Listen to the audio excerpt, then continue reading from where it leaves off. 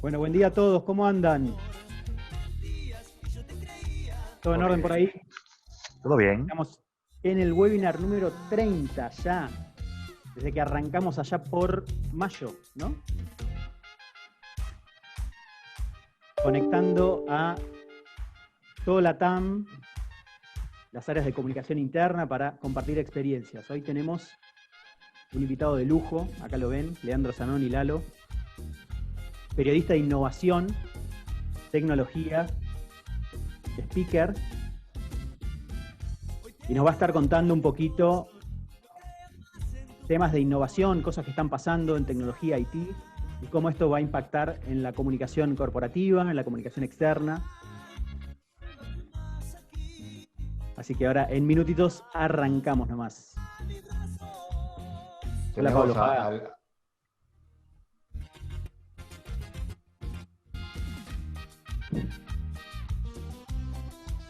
Faga está mudo, ¿eh? Hoy no quiere hablar Faga. No sabía que me habló, discúlpeme. ¡Mirá! ¡Cuánta gente linda! ¿Cómo estás, María Marta? Tanto tiempo. Muy bien, ¿cómo estás vos? ¿Cómo están todos? ¿Dónde te encuentra la realidad en este Me planeta encuentro en mi nuevo? casa, hoy en mi casa, ayer en la oficina, hacemos una cosa así alternativa. Muy bien. Bueno, Leo, un gusto. Soy Pablo Faga y me puse la camisa para escucharte, ya que estabas hablando de los lisos y las ropas. Bueno, No me hago un cargo de honor. lo que hay de la cintura para abajo, pero para arriba con la camisa. Zarpa.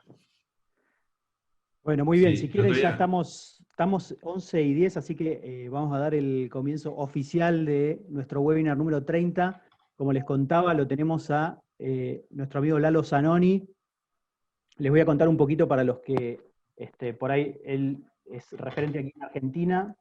Calculo que también en la TAM hay muchos que lo conocen, pero bueno, vamos a hacer una intro como para contarles de quién se trata.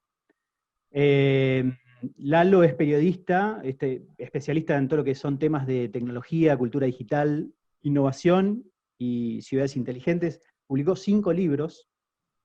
El último se llama Las máquinas no pueden soñar, sobre todo lo que es inteligencia artificial. Después les vamos a pasar el link, así los que quieren se lo pueden bajar. Está gratis en la web. También es consultor en todo lo que es estrategias de comunicación, da charlas, conferencias, capacitaciones sobre todos estos temas. Es periodista, también escribe en Revista Viva de Clarín, Planeta Urbano, y en 2018 fue editor general de Forbes Argentina.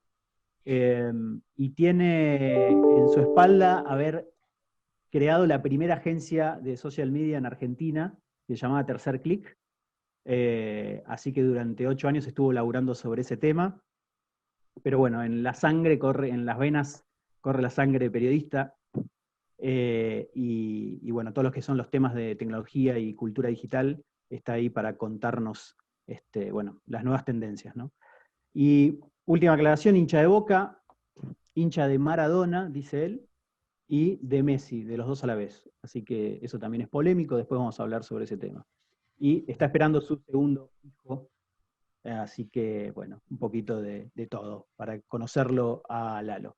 Y la idea, como les contaba al principio, es que nos cuente qué está pasando en todo lo que tiene que ver con el mundo IT, inteligencia artificial, cómo está el contexto a nivel global y a nivel regional, y cómo esto nos va a pegar a nosotros en nuestro laburo, en nuestra comunicación, tanto interna como externa. Así que la idea es conversar un poquito con él sobre esto. Va a ser una conversación abierta.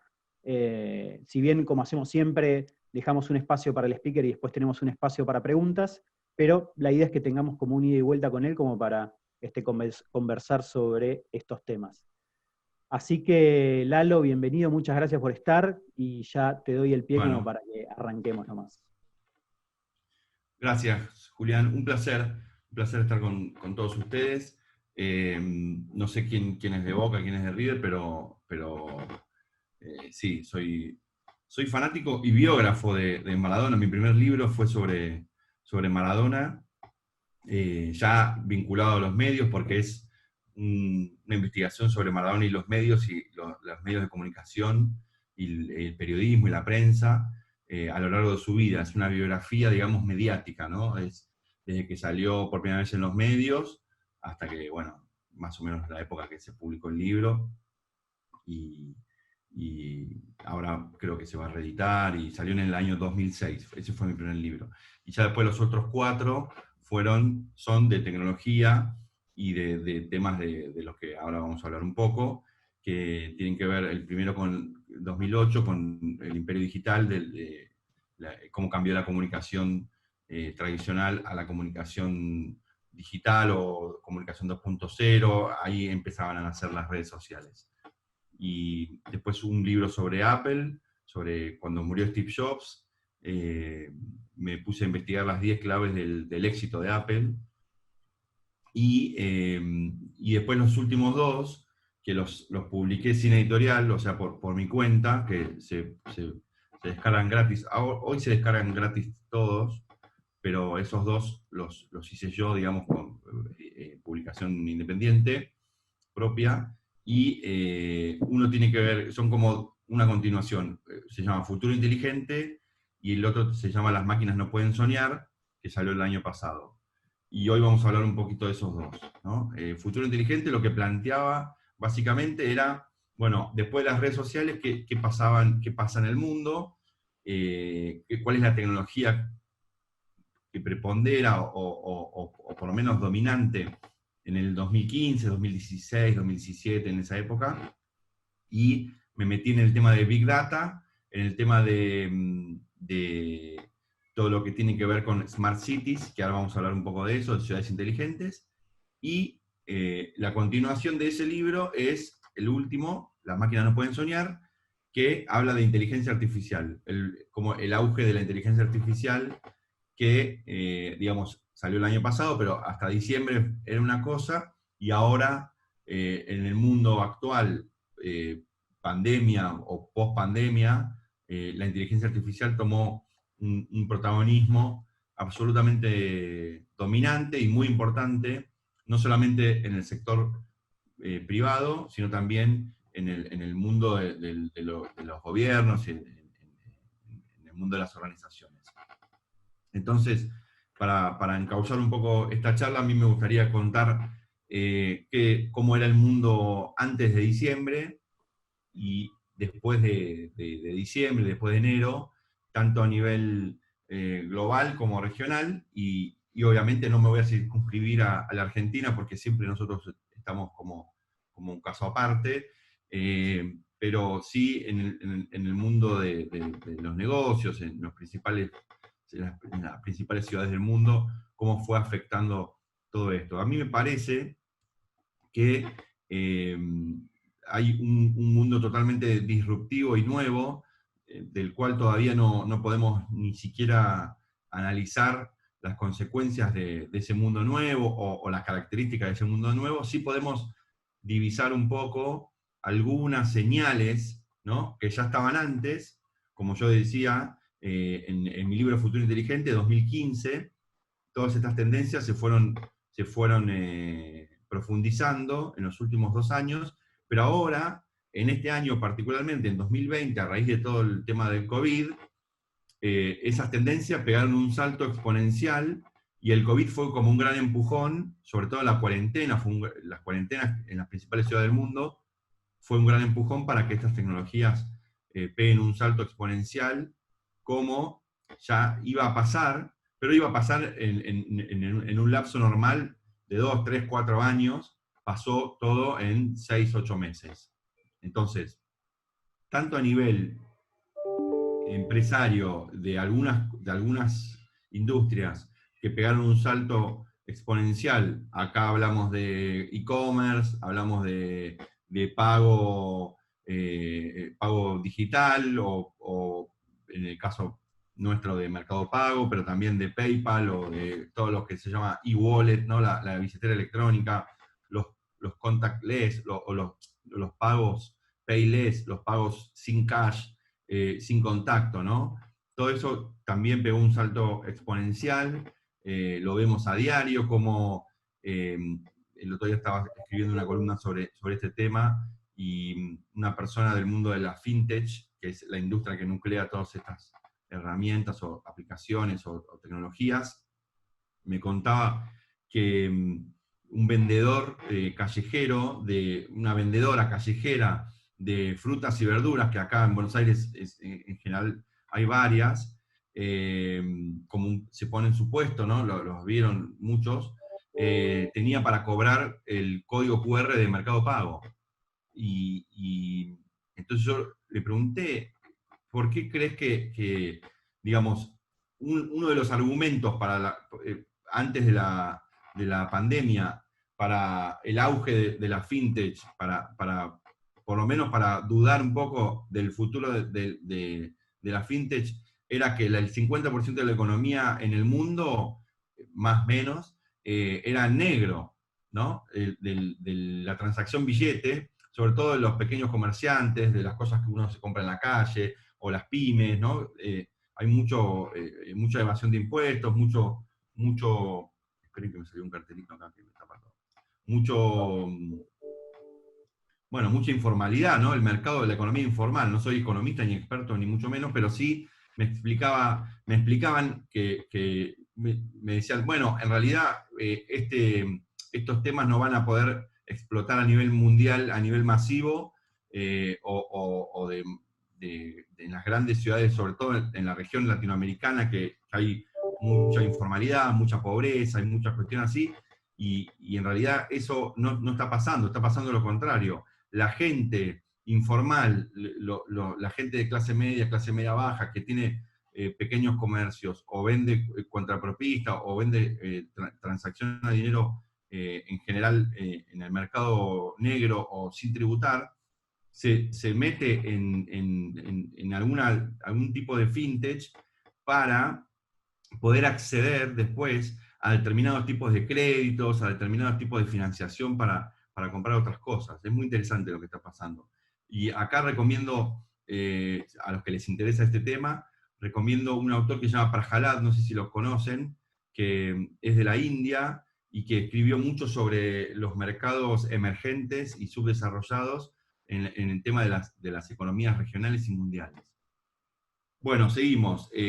Las tendencias se aceleran exponencialmente. Obviamente que no hace falta ni que yo se los diga, ni que nadie venga a decirnos qué cosas se aceleraron y se pegaron un salto exponencial con la cuarentena, porque ya lo sabemos, el home office, el Zoom, o cualquier otra herramienta de reuniones virtuales o digitales con mucha gente, llámese Google Meet o la que sea, eso también. Y eso tiene que ver con un fenómeno que ya venía ocurriendo muy, muy pronunciadamente, pero que ahora descubrimos de nuevo como el santo grial, que es la nube, el cloud, la tecnología de la nube. No sé si escucharon hablar o saben.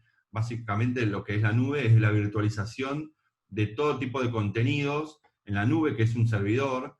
Por ejemplo, nosotros ahora estamos conectados vía Zoom, y Zoom tiene todo este software en la nube, toda la tecnología que nos permite la conectividad. Se las hago más fácil. Netflix, todas las películas y series que nosotros vemos en Netflix, no las tenemos alojadas en nuestro propio servidor, ni en nuestra propia computadora, ni en ningún lado, como si era antes, ¿no? Nosotros antes, para ver una película teníamos que bajar un video, o nos lo daban en pendrive o en CD o lo que fuere, que ese era el formato físico, ¿no? Bueno, ese formato físico digital pasó a la nube, es decir, lo tiene Netflix, tiene, no sé, una película Rocky, y accedemos a través de una aplicación o de un Smart TV o de donde fuere, y lo vemos. No lo instalamos, ni lo tenemos, ni en nuestra propiedad. Este sentido de lo que nosotros escuchamos en Spotify, por ejemplo, no lo tenemos, sino que lo escuchamos, lo consumimos, lo reproducimos, pero no es nuestro, la propiedad. También es una de las tendencias que se aceleró mucho, que ya venía obviamente, y lo que hizo la cuarentena, el COVID, la pandemia, fue reinstalar ese concepto como firme, ¿no? Si alguien tenía dudas de que podía funcionar y de que millones de personas podían acceder al mismo contenido a la vez sin problemas, etcétera, etcétera, ahora esas dudas fueron absolutamente despejadas. La nube sirve para trabajar, sirve para entretenimiento, sirve para que nosotros podamos, no sé, usar Uber, por ejemplo, cualquier cosa que nosotros tengamos virtualizado desde un Dropbox o Drive, o Google Drive, o lo que fuere, es una de las tendencias más fuertes de los últimos años, y ahora obviamente cobró un protagonismo enorme. Después, otra de las tendencias, el transporte urbano, todavía no lo vemos bien, porque, por ejemplo, en Buenos Aires todavía no podemos viajar tanto en transporte urbano como antes, entonces estaba destinado solamente a servicio esencial, y ahora de a poco se va abriendo, pero lo que se ve en el mundo es que en el tema del transporte urbano vamos hacia un mundo con 3 tipos de características distintas, que engloban el mismo tema, que es el transporte. El transporte eléctrico, el transporte compartido. Eléctrico me refiero a que no se consuma carbono, que no se consuma nafta, y que sí se transforme eso en un tema de electricidad, digamos, ¿no? Los autos eléctricos, las bicis eléctricas, las motos eléctricas. Y un sistema compartido, es decir, que varias personas que no necesariamente se tienen que conocer entre sí, vayan en el mismo transporte, ya sea auto o colectivo o lo que fuere, pero que sí ese transporte esté coordinado mediante tecnología, le hace aplicaciones móviles, etcétera, para que si nosotros vamos todos a un mismo destino, más o menos a la misma hora, usemos un mismo transporte y no muchos, ¿no? Que contamina, bueno, todo eso, y que genera caos en el tránsito, embotellamientos y demás. Y la última tendencia, no la última, la tercera tendencia es la movilidad, en la movilidad del futuro tiene que ver con los autos autónomos, que esto era, hasta el año pasado, hasta diciembre era ciencia ficción, pero ahora ya no lo es.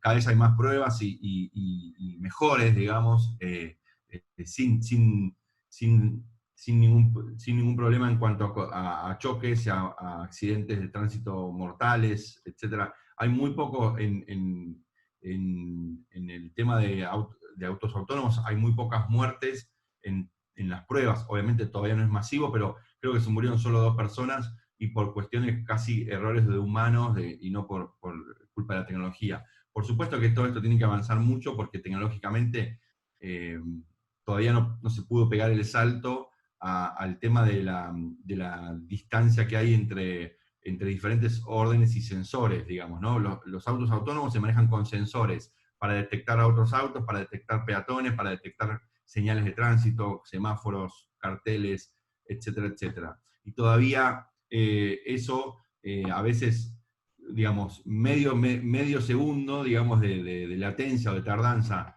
entre una comunicación y otra, tal vez nos hace chocar o nos hace atropellar a alguien o lo que fuere. Eso se cree que va a estar solucionado absolutamente con el 5G, que es la nueva tecnología, que es otra de las tendencias que se aceleraron. Los países que básicamente avanzaron sobre el 5G, ahora pusieron todavía más recursos para crecer en ese tema, porque acá hay una carrera geopolítica entre Estados Unidos y China, básicamente, se los resumo. Estados Unidos con Trump se quedó, en los últimos 4 años, se quedó muchísimo atrás en temas de innovación tecnológica respecto a China, que avanzó muchísimo, y por un montón de factores, errores políticos es uno, errores económicos, inversión, etcétera, etcétera, pero uno de los principales tiene que ver no con la tecnología, sino con la cultura, que es que la cultura china, que vive bajo un régimen dictatorial, avanza mucho más rápido, porque no tiene que, entre comillas, respetar ninguna ley, y en Estados Unidos es más complejo, porque para hacer pruebas con autos autónomos se necesitan leyes y ciudades, digamos, fabricadas para pequeñas ciudades, pequeñas manzanas fabricadas para testeos de cómo es la relación, la interrelación entre la gente y los autos y demás. Y en China no, en China dicen, bueno, en Pekín vamos a cerrar este barrio, y al otro día ya están practicando los autos autónomos, ¿no? Entonces, toda esta carrera, digamos, por el avance de la tecnología y de la innovación, tiene sus pros y sus contras. Pero básicamente el 5G es la tecnología que va a dominar en el año que viene, y tiene que ver con esta carrera entre China y Estados Unidos. Y la infraestructura de conectividad del 5G principalmente es de China, cosa que Estados Unidos tampoco quiere, porque si vos ponés, básicamente, supongamos, ponemos antenas de conectividad, los datos de conectividad de los usuarios y las empresas, los autos y los gobiernos que se conecten al 5G, se los va a quedar China. Entonces Estados Unidos como que no quiere, Europa está intentando mediar en el tema, entonces tampoco es fácil, digamos, porque Telefónica o, digamos, las empresas de tecnología que conectan a la gente y a las empresas no pueden quedarse atrás, tienen que avanzar en la compra de infraestructura. Entonces, por ejemplo, Trump llamó a vetar a Huawei, no sé si leyeron sobre los temas esos. Huawei es una empresa china que vende, además de los celulares, vende la infraestructura de conectividad para el 5G. Entonces llamó a que todos los países no le compren esa conectividad, pero las empresas de, por ejemplo, Telefónica, que es de España, dicen, mira, yo tengo que avanzar para darle esto a la gente y necesito sí o sí plantar los fierros, como se llama en la industria, ¿no? Los caños. Sí o sí tengo que seguir avanzando y bueno, Trump en su momento amenazó con sancionar a los países que le compren a China, o por lo menos generar, bueno, es un tema muy de geopolítica que no viene al caso. Pero básicamente, quédense en la cabeza, quédense el tema del 5G, que es la tecnología con la cual nos vamos a conectar, y se espera que con esa tecnología los autos peguen un salto exponencial hacia los autos autónomos, porque la conectividad va a ser impresionante. Tengan en cuenta que el 5G no nos va a cambiar la vida a nosotros como usuarios, pero sí estamos hablando de conectividades más rápidas, entre 50 y 100 veces más rápidas que el 4G actual. Es decir, es una tecnología que va a modificar principalmente a las industrias, no a los usuarios como nosotros que nos mandamos videitos y fotos por WhatsApp, digamos, ¿no? Eso si tuvieses que pensarlo eso a nivel concreto de cómo va a impactar en el mundo de las corporaciones y en el mundo laboral, ¿qué te imaginas alrededor del 5G? No, muchísimo, porque vamos a estar hablando de la otra de las tendencias, es IoT, Internet of Things, que es básicamente conectar objetos. Los objetos que antes no tenían conectividad, por ejemplo los autos, ahora sí lo tienen con sensores, pero se conectan desde una pelota de fútbol hasta máquinas industriales. Entonces, esto va a favorecer mucho, obviamente, el trabajo remoto, porque las industrias se van a poder controlar, no presencialmente, sino que en tiempo real, cualquier persona, digamos, capacitada para eso va a poder ver en tiempo real la evolución de ciertas máquinas, por ejemplo, o rendimientos de fábricas o de máquinas que fabrican cosas, objetos, o servicios, o lo que fuere, en tiempo real, sin ningún tipo de delay. Y eso va a hacer que nosotros podamos, qué sé yo, controlar una fábrica desde Australia, y una fábrica que esté en China o en Estados Unidos, y que podamos saber qué empleado y qué máquina está funcionando y en qué nivel está funcionando, y comunicarnos con eso en tiempo real, video, todo lo que pasa ahora, pero de una manera mucho más fácil, accesible y mucho más dinámica que hoy, ¿no? Y para la toma de decisiones también, ¿no? O sea, en un contexto así volátil, poder tener información rápida. Para la toma de decisiones, y eso que todavía no me metí en el tema de inteligencia artificial. La inteligencia artificial va a tomar decisiones mucho más rápido por nosotros, que son decisiones tal vez automáticas, en base a los datos que va recibiendo en tiempo real. Desde clausurar una máquina que no está funcionando bien, o avisar a los proveedores que esa máquina necesita insumos nuevos dentro de 7 días, entonces ya manda la orden de compra, le avisa a compras. A los proveedores no van a seguir pagando siempre a 30, 60 días, pero digo, la tecnología va a ir en avance, digamos. Lo que no avanzamos somos nosotros los humanos, pero la tecnología sí. Bueno, más allá de esto, es interesante algo sobre el home office o el trabajo remoto que me parece muy interesante destacar. Con esto cierro, no sé cuántos minutos me quedan. No quiero hacerme... No, estamos bien, ¿eh? Estamos bien, tenemos para un rato todavía. Bien. Lo que digo es, se habló mucho en todos estos meses del home office, muchísimo. No quiero caer de vuelta en lo mismo, ni ni en el típico discurso de que ahora vamos a trabajar todos en casa, todo cuando ya lo hacemos, digamos, es como hablar de que el cielo es celeste y cuando lo estamos mirando, digamos, ¿no? No hay ninguna novedad en el home office.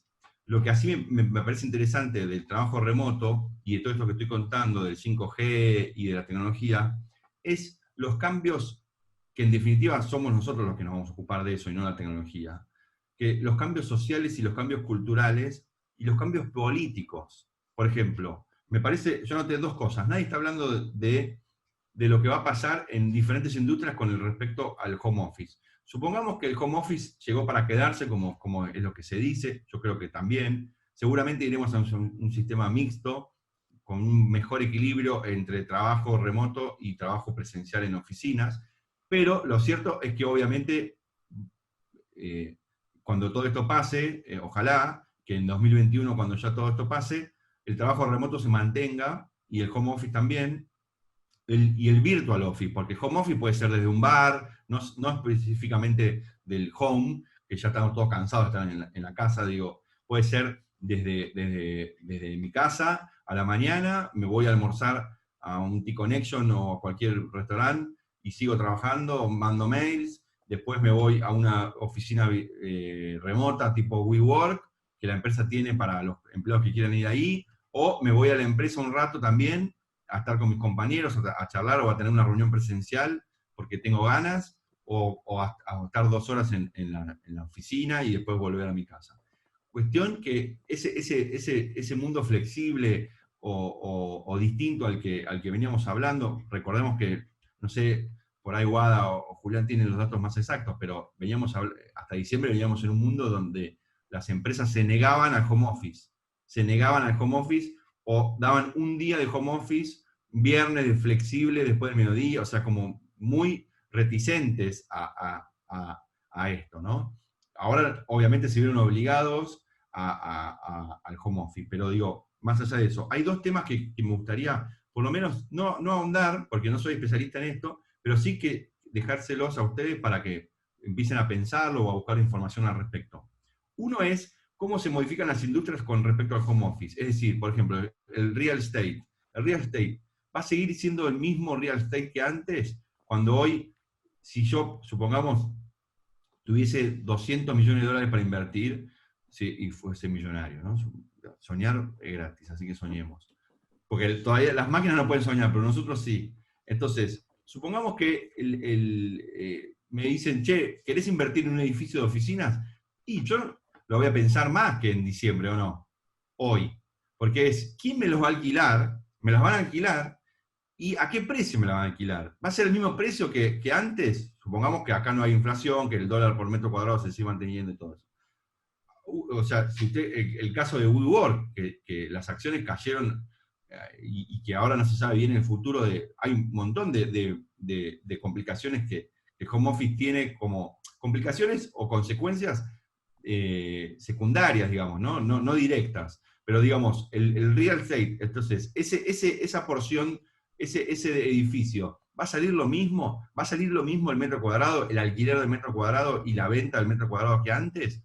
Las casas, ¿no? Las casas con verde, con jardín, o más amplias, o mejor aprovechables para trabajar, o para tener, por ejemplo, en las casas ya se habla de tener un ¿cómo se llama? No un escritorio, sino un salón o una habitación dedicado al home office, ¿no? Que vos puedas, no como el viejo escritorio típico, sino dedicado a un mundo de conectividad, para distintos miembros de la familia a la vez, etcétera, etcétera.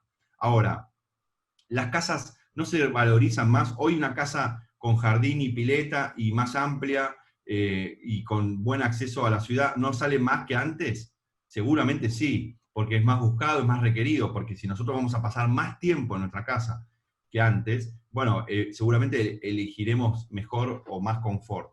Entonces el real estate, el mundo, yo no soy especialista en real estate, obviamente, pero sí, seguramente en el mundo del real estate ya se esté hablando de esto, hay un cambio económico seguro. Y el otro tema que a mí me pareció muy interesante, que lo leí en la última revista Wire, habla de los impuestos, del tema de impuestos, y cómo eso afecta a la política. ¿Con esto qué quiero decir? Digamos, yo si puedo trabajar remotamente y soy, supongamos, italiano, ¿no? Para salir un poco de la coyuntura local. Soy italiano, entonces yo trabajo en una empresa de desarrollo de aplicaciones o de diseño gráfico o lo que sea, y se me ocurre irme a Inglaterra a trabajar. Porque ahora digo, bueno, pará, si puedo trabajar remotamente, a diferencia de diciembre, puedo trabajar remotamente, no hay que venir a la oficina, o la empresa directamente decide no tener más oficinas, entonces digo, bueno, los 30, 40, 100 empleados de la empresa se van a trabajar a donde quieran. Algunos se van a quedar en sus casas en Italia y otros se van a ir a otros países, ¿no? Puede ser un país vecino, o puede ser Argentina, o puede ser China, no importa. O pueden ser distintos durante distintos tipos de épocas del año. ¿Dónde tributo? Y esto es muy interesante porque no es lo mismo que haya en Argentina, por ejemplo, hay un 5% de argentinos en el mundo trabajando, que son argentinos, que un 30% dentro de 10 años. No es lo mismo.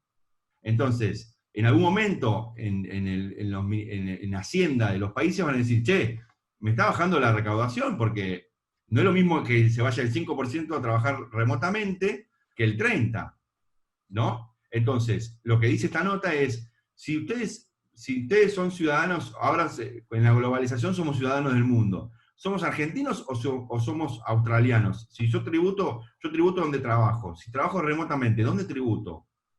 Es decir, hasta ahora se manejó el tema, entre comillas, informalmente, porque a nivel masivo todavía no hace a la cuestión, digamos, para ninguno de los países, ni para el país oriundo o nativo, ni tampoco para el país donde yo estoy trabajando, que yo tribute. Ahora, si eso empieza a aumentar a niveles superiores al 10, 15, 20%, bueno, ahí estamos hablando de cifras importantes, ¿no? A nivel tributario, a nivel impuestos.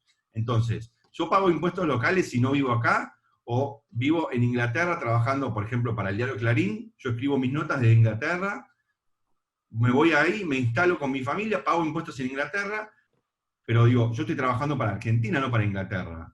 Entonces, toda esta cuestión me parece que políticamente van a empezar a tener algún tipo de repercusión. Es decir, las ciudadanías, hoy un gobierno se define, o se definía hasta ahora, por el lugar geográfico, ¿no? Uno es gobernador o intendente de determinada porción de tierra, de kilómetros, X, más grande, más chico. Y ahora, en el nuevo mundo, digamos, ¿un gobierno qué va a ser un gobierno? ¿Un proveedor de servicios, digamos, de infraestructura de servicios, para que vos puedas trabajar libremente? ¿O se va a seguir manteniendo esa cuestión física y territorial de kilómetros? A mí me pareció un tema muy interesante, por lo menos como para tener ahí y seguirlo, digamos, ¿no? Y está buenísimo también, sí, para aterrizarlo más a nivel concreto de nuestra realidad por ahí de comunicación y de recursos humanos y demás, de cómo eso nos va a impactar a nosotros en lo que es la comunicación interna, teniendo personas distribuidas no solamente dentro del país, sino fuera. Y acá Moni Nouche, que está acá en la sala, también planteaba el tema de a nivel beneficios, ¿no? O sea, ¿cómo haces para gestionar los beneficios de personas que están con mucha distribución geográfica? No sé, me parece como interesante también para pensarlos de ese lado, ¿no? Sí. No, hay muchísimos temas, digamos, ¿no? La cuestión del talento, la cuestión de atraer el talento. ¿Dónde quedó eso de atraer el talento para mi empresa? Si ahora lo que vamos a ver son tendencias de expansión del talento, no de atracción del talento. Es decir, que el talento trabaje como células independientes. Bueno, ustedes saben mucho más que yo de eso, pero hay un señor que se llama Richard Florida, no sé si lo conocen. Si no, estaría bueno que puedan bajarse algunos de sus libros, que son siempre vinculados al tema Smart Cities y al tema geográfico y demás. Él tiene, no sé si es de él, pero yo se lo leí a él, la teoría de las 3T, o no sé si no es una teoría, pero es un tema que los yanquis explican bien en estos libros, ¿viste? De las 3T, que después a la página 20 se va cayendo, pero hasta la página 20, 50, esos libros valen la pena, después se repiten con miles de ejemplos. Los 3T, que es talento, trabajo y tecnología, ¿no? Y habla de diferentes regiones del mundo y de Estados Unidos, como los gobiernos que le dieron importancia al talento, al trabajo y a la tecnología y a las tres cosas juntas, se beneficiaron mucho más. Y pone el ejemplo de la costa oeste de Estados Unidos, San Francisco, Silicon Valley, Los Ángeles, toda la costa oeste, como para atraer talento, digamos, si yo quiero desarrollar o programar o diseñar, ¿dónde voy a ir? ¿A Pixar, que está en la costa en California, o a Cincinnati, digamos, ¿no? A vivir? Entonces, el talento, cómo atraer talento y cómo generar talento mediante la inclusión racial, sexual, de género y demás. Cómo el talento atrae talento y se genera esta cuestión de las nuevas ciudades o las ciudades inteligentes, ¿no? Donde todo queda cerca, donde se le da mucha importancia a las bicicletas. Bueno, cuando hablé de transporte urbano, el tema de las bicicletas. El tema de las bicicletas, mundialmente, yo por mi trabajo hasta febrero, marzo, viajé durante los últimos 5 o 8 años, casi todos los meses, a diferentes lugares del mundo. Tuve la suerte de ver eso, y veía el tema de las bicicletas, cómo iban avanzando en las ciudades. Y hice todo un trabajo para el Smart Cities, para el gobierno de innovación, el Ministerio de Innovación de la Ciudad de Buenos Aires en ese entonces. No sé si estaba Macri o ya estaba Larreta, no me acuerdo, pero sí un trabajo con la gente de transporte y del tema de bicicletas, para hacer todo lo que es las bicisendas acá, el camino de las bicisendas, las ciclovías en realidad, los diferentes tipos de bicisendas, bueno, todo este tema de las bicicletas urbanas para modificar el tránsito, para acelerar el transporte de las personas, todas las ventajas que tiene la bicicleta, que no las voy a nombrar ahora. Yo soy uno de los que andan en bicicleta hace muchos años, y cada día estoy más fascinado del boom de las bicicletas en Buenos Aires. Y eso no es otra cosa de lo que vengo diciendo, la aceleración de unas tendencias que en 3-4 años se reducen a 6 meses, ¿no? Boom de bicicletas, falta de bicicletas en el mercado de compra y venta, subieron mucho los precios de bicicletas para las bicicleterías que venden, faltan stock, hay superproducción de bicicletas y demás. Y hoy cualquiera que sale a la calle ve la enorme cantidad de bicicletas que hay en las bicisendas, y ahí, por suerte, la infraestructura estaba preparada para esto que pasó en los últimos meses, que fue que haya 50% más de ciclistas en Buenos Aires. Para todo, digamos, para ir y venir a trabajo, pero también a temas sociales, reuniones de amigos, o a visitar familia, lo que fuere.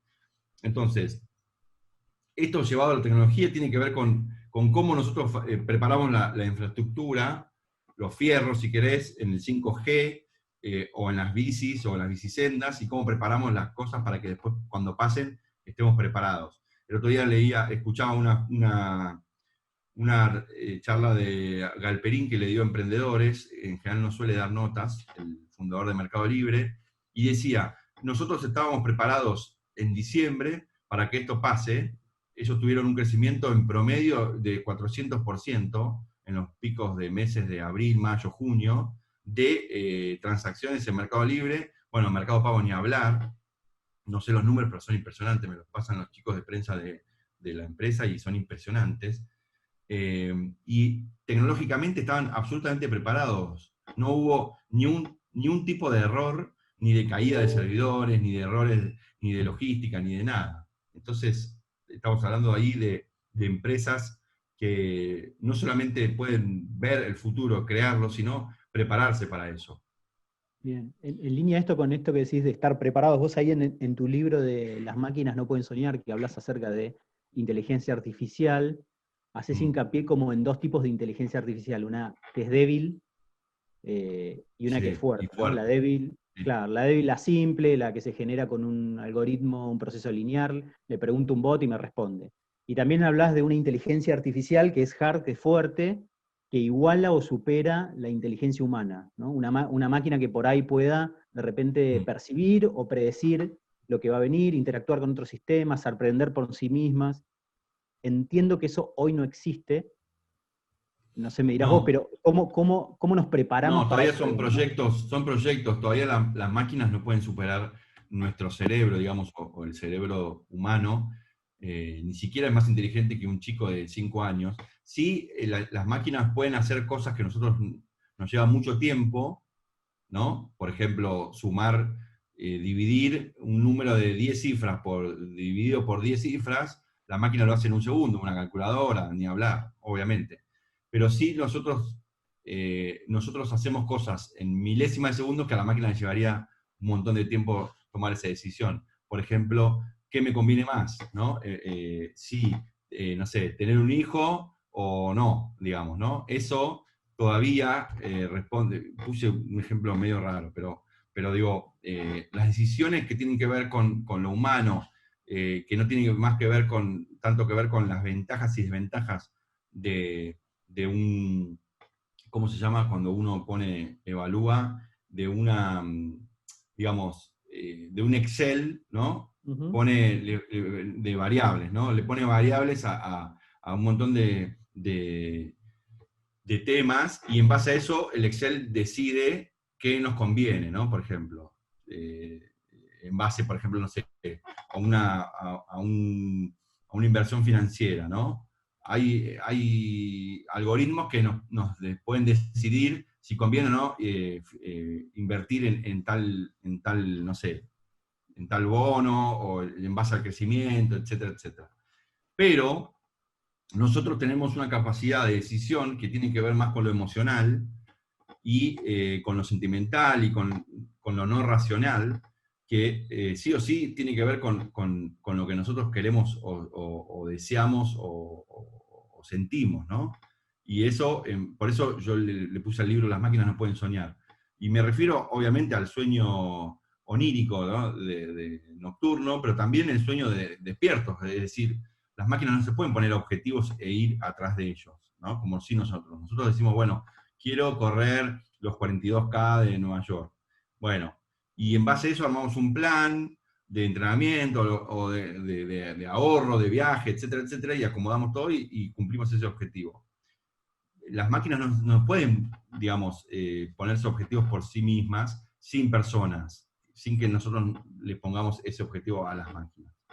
Lo que sí pueden hacer son cosas que tienen que ver con nuestro cerebro, obviamente muchísimo más rápido y mejor que nosotros, que sí, ahí sí podemos aprovechar toda la potencia comunicacional y de algoritmos que obviamente fue creciendo y es exponencial en los últimos 2-3 años.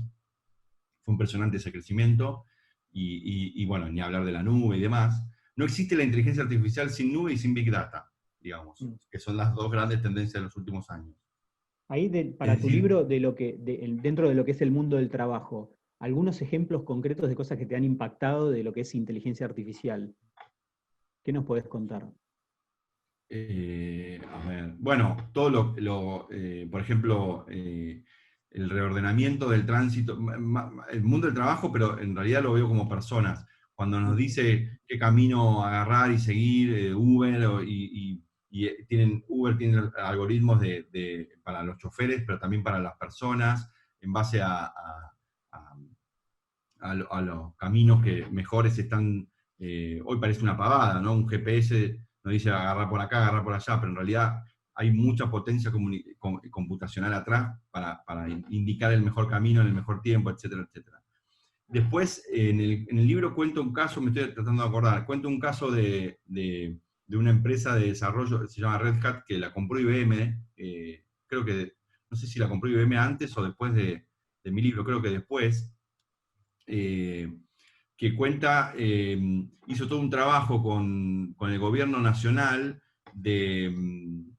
para digitalizar todo lo que tiene que ver con los pasos fronterizos y las personas y demás, que me pareció también impresionante. Ahí lo cuento en el libro en detalle, no me lo acuerdo exactamente, pero sí para unificar todas las bases de datos que había de entrada y de salida de personas. Yo no sabía cómo era el tema. Uno piensa rápidamente en Ezeiza y como mucho, ¿no? Y en alguna otra frontera, pero creo que hay como 20 y pico de pasos fronterizos donde millones de personas entran y salen todos los días, y a veces sin frenar directamente, ¿no? Entonces, todo lo que implica eso, bueno, se digitalizó todo eso con inteligencia artificial, para fotografía de caras, de rostros y demás, para que en tiempo real, si uno denuncia que Julián no puede salir del país, le llegue a todos los pasos fronterizos a la vez, y que cuando vos pases, aunque tengas bigotes truchos, te detecte que no puedes salir. Bueno, todas estas cuestiones que tienen que ver con seguridad.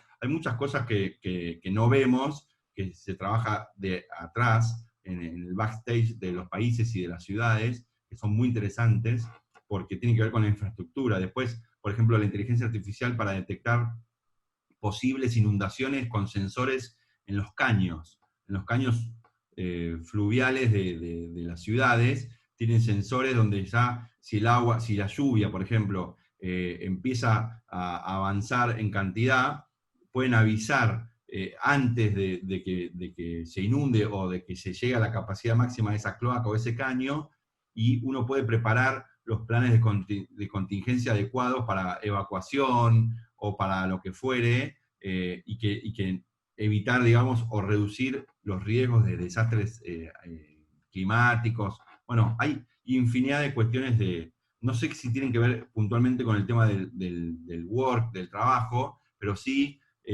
a la larga influyen en el día a día y, por supuesto, en el trabajo nuestro, ¿no? Acá dice Eva Lanfrancini, que dice, te escucho y pienso en Yo Robot, la novela de Asimov. La estás trasladando a otro planeta.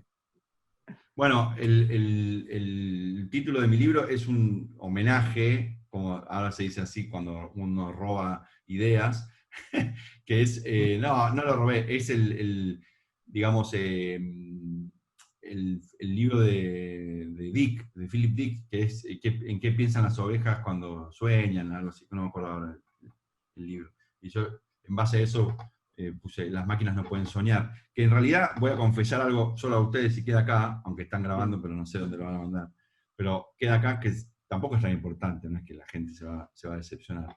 Se iba a llamar Las máquinas no pueden amar, y a mí me gustaba, y le dije a mi mujer, que ella es escritora, guionista, está en el mundo de la comunicación y del arte y la publicidad y todo eso, y me dijo, no me gusta, es muy cursi, muy meloso, no sé si me dijo cursi, meloso, o grasa, no sé qué me dijo, pero me dijo, no. La palabra amar en el título no va. Y me lo mató. No lo pude sostener y lo cambié. Y entonces me puse a pensar qué cosas las máquinas no podían hacer respecto a nosotros. Y me di cuenta que no hay tantas. Soñar, amar, pero no hay tantas, digamos, no hay tantas. Y tienen más que ver con las habilidades específicas de propiamente de los humanos, digamos, ¿no? Y me parece que hay que ahí enfocar y especializarnos en eso, ¿no? Como, no especializarnos, sino, sí, especializarnos, pero hacer foco en eso, ¿no? Más en lo humano, en lo que las máquinas no pueden hacer, o si lo hacen mal, que en temas de intentar competir en otros temas que obviamente vamos a perder, ¿no? Sí, no te quiero generar un conflicto matrimonial, pero te banco con el título, Con el de amar. Con el de amar, sí. Estaba bueno. Sí, yo también, pero mi mujer es vasca como vos, así que vos sabés lo que es discutir con un vasco. Sí, no. Aprendí a no Acá, hacerlo, así que... Digo, en línea con eso, acá Eva también pregunta, ¿qué opinas acerca de la idea de que plantea el exceso de tecnología deshumaniza? Me está tirando el centro para que me enoje, pues estoy muy enojado estoy muy enojado con la corriente anti-tecnología y pre-pandemia, ya venía enojado, incluso escribí. Básicamente, lo voy a resumir. Básicamente, antes de la pandemia había toda una movida mundial, que después repercute en todos los países, con diferentes autores, speakers, gurú, ideas, que decían que la tecnología era mala, ¿no? Por supuesto que no es una idea nueva y que viene desde que el mundo es mundo, y hasta desde la imprenta, desde los luditas que rompían las máquinas, porque decían que nos iban a dejar sin trabajo. Bueno, infinidad de cuestiones que siempre pasa lo mismo. Cada tantos X años aparece la tendencia de que la tecnología es mala, de que nos va a perjudicar, de que nos va a dejar sin trabajo, y se perfecciona estas ideas, porque cada vez más, con diferente tipo de nivel de precisión, inventan nuevos apocalipsis o nuevos problemas. Que por supuesto que yo no soy ingenuo, y por supuesto que la tecnología trae problemas, como traen los hijos, como traen los padres, como traen el COVID, y como traen los impuestos. Todo trae problemas, digamos. No porque la tecnología sea tecnología no va a traer problemas, digamos, ¿no? De hecho, estamos hablando de la tecnología digital, pero la tecnología es previa a lo digital. El cuchillo es tecnología, los anteojos son tecnología, el tenedor es tecnología, y si yo agarro un cuchillo y lo uso para comer, me alimento y sobrevivo, pero si lo uso para matar, está mal, digamos, y no es culpa del cuchillo, sino del que ejecuta ese acto, ¿no?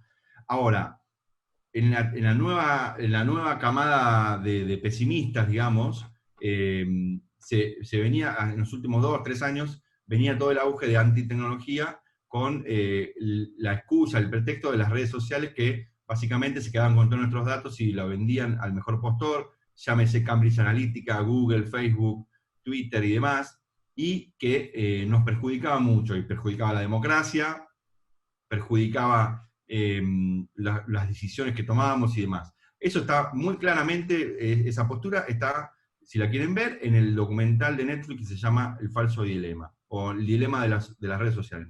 El falso dilema lo agrego yo. Es un falso dilema, no hay dilema ahí en ese documental, porque no hay dos posturas, solamente hay una, y lo peor es que cuando uno es muy efectista, casi amarillista, porque como buen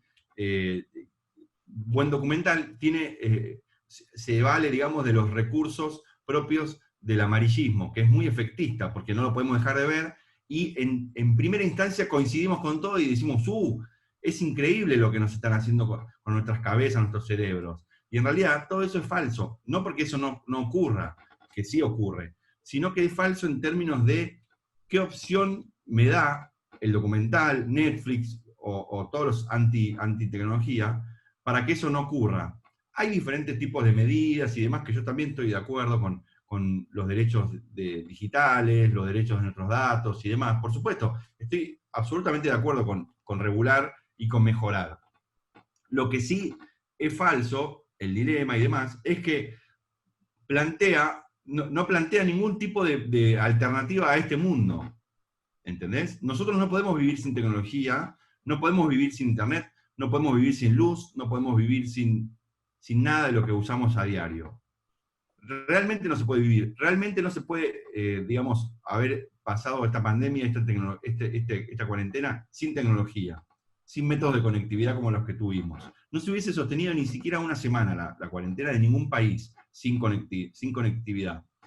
Cuando todo esto pasó, sorpresivamente, todo el mundo anti-tech, incluso lo sorprendente es que habían sido pro-tech muy reconocidos, incluso de empresas muy grandes, son todos arrepentidos. Si ustedes vieron el documental, no sé, pero sí, son todos arrepentidos de Facebook, de Twitter, de Google, etcétera, etcétera, de Amazon, que obviamente con todo lo que pasó en cuarentena y el auge de la tecnología, la aceleración digital famosa, la palabra y demás, lo que hicieron fue decir, bueno, la gente común, no ellos, dijeron, bueno, entonces, pará, todas las ventajas que nosotros tuvimos gracias a la conectividad de Internet, por ejemplo, estos Zoom, mantener los colegios, mantener los trabajos vivos, en funcionamiento, mantener toda una sociedad en sus casas sin salir a la calle, gracias a la tecnología, al WhatsApp, a todo, a la nube, a Netflix, a que pudimos entretenernos, a que pudimos comprar elementos esenciales, pero también un mat de yoga, una mopa, o lo que quisiéramos haber comprado, todo eso resulta que ahora era bueno, y antes era malo porque nos lo optimizaban la cabeza. Es decir, toda esta corriente de golpe tuvo que hacer un shutdown y pasar un poco a cuarteles de invierno. De todas formas, el mundo anti-tech se está reconvirtiendo, van a aparecer en cualquier momento con algún otro pretexto apocalíptico, porque además vende mucho. No es honesto, de mi parte, creo, es una opinión, pero vende mucho, es muy efectista, digamos. Si yo digo que el año que viene se viene el apocalipsis, todo el mundo me va a prestar atención. porque nadie quiere que venga el apocalipsis. Entonces van a decir, Lalo sabe algo que nosotros no, entonces lo vamos a seguir, ¿no? Digamos, básicamente ese es mi enojo, que no es honesto. Incluso compartiendo muchos de los argumentos de muchos de los gurúes, tecnólogos, etcétera, etcétera, especialistas, como Liner, que aparece en el documental, que es un yankee, que yo tengo sus libros acá y lo leo y demás, me parece interesante, pero a lo que no me parece interesante es que esas mismas cabezas y cerebros, que en general son muy buenos, no piensen en métodos alternativos de vida, digamos, ¿no? De sociedad. Bien. Sí, sabía lo que nos exponíamos con la pregunta, así que, pero gracias por el resumen. Me enojé, pero moderadamente. Estuviste muy moderado, estuviste muy bien, quiero decir. Sí. Mirá, estamos ya sobre la hora, en general tratamos Sí. de cortar en punto, lo que hacemos es cortamos, liberamos a los que tengan reunión y se quieran que ir, nos quedamos, si tenés 5 o 10 minutos más como para el que tenga preguntas y demás para pimponear, Dale. genial. 5 Así minutitos que, tengo. genial. Liberamos a todos, muchas gracias a todos los que estuvieron. Pablo, ¿querés anunciar lo del próximo webinar? Sí, sí, en línea con lo que compartió Lalo. Gracias, Lalo, porque la verdad que es un gran abrecabezas todas estas noticias del futuro. En el Gracias, próximo Pablo. webinar, que va a ser el viernes que viene, no, el viernes siguiente, vamos a compartir, Lalo, cómo la tecnología blockchain está ayudando a todo lo que es gestión de personas y a poner la employee experience en el centro, ¿no? De nuevo, como estas cosas, disrupciones, pero también, viste, así como a veces hablamos de un futuro que vendrá, bueno, el futuro también a veces llegó hace rato, y hoy hay productos concretos con estas tecnologías alineadas a centralizar toda la employee experience, unificar los beneficios, los sistemas de reconocimiento y demás. Eso vamos a compartir, vamos a hacer una presentación en sociedad, viernes 27, no el que viene, sino el otro. Estos webinars empiezan. ¿Con quién? Es un desarrollo que estamos haciendo desde BW con una empresa que se llama Coivans.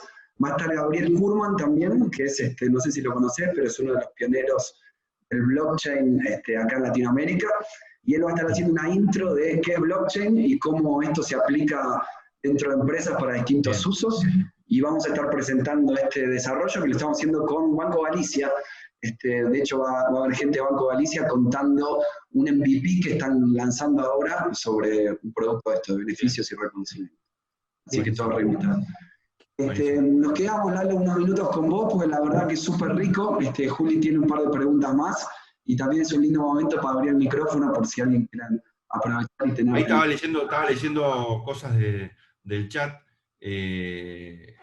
que me dieron mucha gracia. Mónica Nouche dice que algunos humanos no saben amar. Bueno, ahí ya no tengo nada para decir, digamos. Es un arte, es del más difícil, así que no tengas muchas esperanzas, es mi consejo. Bien, Pablo, ¿tenías alguna pregunta para hacer? Sí, le quería preguntar a Lalo si era devoto de la iglesia maradoniana o no, o lo suyo es solo periodístico nomás. No, mirá, yo soy, esto es verdad, no como la iglesia, yo soy coleccionista de fotos de Maradona, y estoy casi 100% seguro de que tengo la mayor colección de fotos de Maradona. Bueno. Y que se pueden ver en Twitter, que se llama @MaradonaPix, que es el que hago yo. No digo que soy yo para no mezclar mucho los temas, pero algunos saben y muchos. Pero tiene como 100 y pico de 1000 fans, de seguidores. Y bueno, ahí voy subiendo algunas cosas, no todas, pero muchas cosas. Entonces voy rastreando por el mundo a fotógrafos y a coleccionistas, o coleccionistas de clubes. Por ejemplo, si Maradona jugó contra la Juventus, no sé, 6 partidos en su vida. Si vos contactás, yo me di cuenta que si vos contactás a los fans del Juventus, que coleccionan todo, tienen de esos 6 partidos, por ahí tienen 40 fotos que yo nunca vi o no tengo. Entonces, bueno, es un hobby, digamos, ¿no? Yo siempre lo emparento, cuando todos me dicen estás re loco, yo lo emparento con el coleccionismo y con coleccionar estampillas, digamos, ¿no? Que hay gente que dice, yo colecciono estampillas del año 37 y 38, solo de trenes y de países, no sé qué, bueno. el mundo del hobby, del coleccionismo, es un mundo aparte y están todos re locos, pero yo me incluyo ahí, y es un hobby que a mí me fascina. Conseguir fotos que no vi o no tengo, me vuelve loco, y lo más loco es que hay siempre.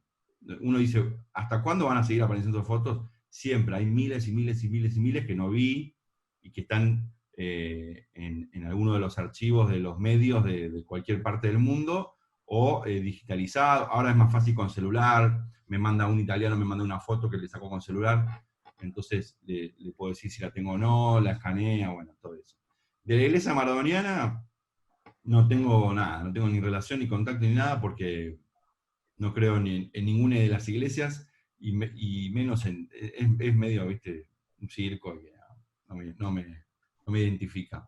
Pero bueno, cada loco con su tema, ¿no? Totalmente. Gracias, Lalo. Buenísimo, muy enriquecedor tu mirada de todo lo que vendrá. Bueno, un placer. Bueno, no sé si alguien tiene alguna pregunta puntual, si quiere abrir el micrófono y hacerla, si no, ya lo liberamos. Yo tenía una más, pero no quería como frenarte, pero lo que pienso es, viste que cuando hablamos del futuro, hoy se hace difícil predecir qué va a pasar el año que viene, ¿no? Pero si uno tuviera ese ejercicio de posarse 20 años para adelante, ¿qué es lo que pasa, digamos, con todo lo que vos lees y con todo lo que vos pensás?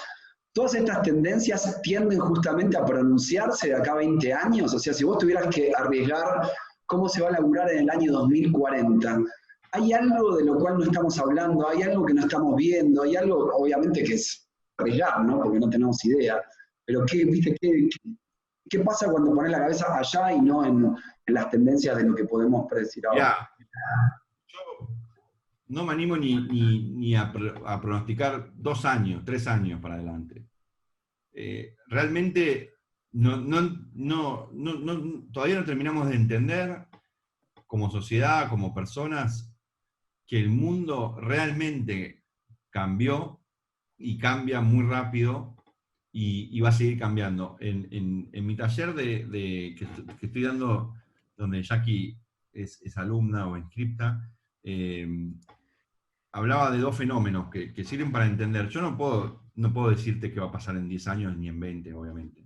Porque además te estaría mintiendo, y sin ningún costo, porque voy a quedar como un gurú, pero en 20 años no me vas a venir a buscar y decir, che, no pasó lo que vos dijiste en esa charla, ¿te acordás que es lo que pasa muchas veces con los gurúes de tecnología? Dicen, no, en 20 años vamos a flotar por el aire y vamos a hablar mediante la mente. Bueno, perfecto. Pero cuando eso no pase, no tiene costo pronosticar eso, pero sí tiene mucho beneficio, pero me parece que no es honesto. En eso estoy en contra, digamos. Lo que digo es, sí se pueden seguir tendencias y estudiar fenómenos. El fenómeno que a mí me parece disruptivo son 2. Uno es la velocidad y otro es la escala. Si vos los aplicás a todo lo que vos pienses, en términos de trabajo, de tecnología, de 5G, de Netflix, de todo, velocidad y escala, obviamente no lo inventé yo, lo saqué de algún libro, pero si vos lo aplicás, cada vez va a ser más velocidad y cada vez más escala, digamos. Lo aplicás a las redes sociales, lo aplicás a Twitter, lo aplicás al boom de lo viral, del contenido, de las series, de lo que fuere. Cada vez más velocidad y más escala. Velocidad de desarrollo, de producción, de consumo, velocidad de trabajo. Hoy, el otro día hablaba con mi suegra, que es arquitecta y hace edificios, o sea, trabaja de algo concreto y verdadero. Yo siempre le digo, vos trabajás, nosotros te estamos leyendo. Y me decía que hoy un edificio se hace en el 25% más del tiempo que se ocupaba antes. Pero antes me refiero a 10, 15 años, no en los años 40, sino ahora, en el 2000. Es decir, la velocidad exponencial nosotros vemos el año 2000 como ayer. Ya pasaron 20 años. Entonces, quiere decir que cada vez más, sin darnos cuenta, todo es exponencial de crecimiento y también de velocidad. nosotros vamos a poder hacer casas. Hoy hay las impresoras 3D, que lo cuento en mi libro anterior, El futuro inteligente, hacen casas en horas. Casas habitables, no maquetas para una exposición. Casas. Obviamente que no es lo mismo que una casa de Nordelta, pero sí casas habitables que pueden ofrecer algún tipo de solución a las viviendas sociales, a las emergencias, a las campañas que se hacen por desastres naturales, etcétera, etcétera. Vimos, no sé si lo vieron, pero en Wuhan, cuando armaron estos hospitales en 2 días, no sé si lo vieron en los videos, cuando pasó lo del COVID, es impresionante. Bueno, eso hace 10 años no hubiese podido pasar. Nosotros nos vamos acostumbrando, porque la tecnología nos hace acostumbrar. Yo cuando vi en Estados Unidos un Uber, no lo podía creer. Cuando usé el primer Uber, no lo podía creer. Y ahora ni nos damos cuenta y lo usamos y no nos damos cuenta que nos bajamos sin pagar, o lo que fuere. Y vemos en el mapita cuando está llegando el delivery. Un montón de cosas que ahora decimos, pará, yo vi esto hace un año como con asombro, y ahora pago con Mercado Pago en el kiosco de la esquina, en el kiosquito, y cuando yo lo vi hace 2 años, que una mujer entró a un tipo estos Walgreens, así de los tipos kioscos de Yankees, entró después de correr toda vestida de Nike, con su celular acá en el brazo, agarró una Gatorade, pasó el celular, pip, se fue, y yo me quedé como así, no lo podía creer. Y dije, wow, esto es lo que se viene, y ahora lo hacemos, y nada, no pasa nada, digamos, ¿no? No es que no nos sorprende, lo hacemos una vez, nos sorprende, a la segunda vez ya está. La velocidad de adopción cultural de la tecnología es increíble. Mi mamá, que no es anciana, tiene 70, no sé, no lo voy a decir porque ni a nosotros no lo dice, ve Netflix, está sola en su casa en cuarentena, y ve Netflix a full, y el otro día le dije, vos naciste sin tele. Ella no tenía tele cuando nació. Y ahora ve Netflix y maneja y todo, y dice, veo Netflix, pongo tal serie, le pongo favoritos, o mi lista, no sé qué. O sea, que la velocidad de adopción es alta, muy alta, la tecnología es muy fácil. Y eso es absolutamente disruptivo, porque antes para aprender tecnología tenías que saber programar código o algo, un poco más, ¿no? El que sabía computación de la familia, digamos, ¿no? Hoy el uso es como apretar un botón para hacer café en la cafetera, digamos. Bien, Lalo, mil gracias por el tiempo, a todos los que, bueno, se fueron subiendo, ya varios se bajaron por agendas y demás. Nuestro desafío queda en pensar, bueno, cómo esa velocidad exponencial nos puede llegar a impactar a nosotros, ¿no? En el mundo corporativo, en nuestro mundo laboral.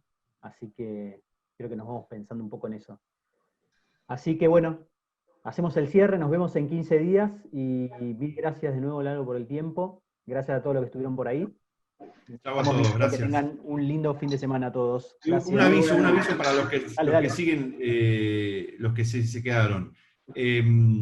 Mi sitio es lalosanoni.com, mi mail es lsanoni@gmail.com, mi Twitter es @sanoni, cualquier punto de contacto sirve, y los que necesiten charlas, capacitaciones y cursos y talleres, me avisan.